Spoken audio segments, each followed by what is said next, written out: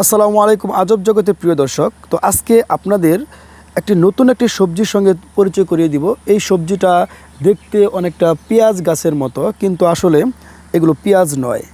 এটাকে ফা হিসেবে ধরা হয়, এর আঞ্চলিক নাম হচ্ছে ফা। তো এই গাছের আমরা জানি পেঁয়াজের গোড়ায় অনেক বড় একটা পেঁয়াজ হয়, যে পেঁয়াজটা বিভিন্ন ধরনের সবজিতে বিভিন্ন ধরনের রান্নাবান্নার কাজে ব্যবহার করা হয়, কিন্তু এই গাছে কোনো ধরনের পেঁয়াজ হয় না। এর উপরে পেঁয়াজের মতো ফুল আছে, এর ডাঁটাগুলো পেঁয়াজের মতো, কিন্তু আসলে এগুলো পেঁয়াজ নয়।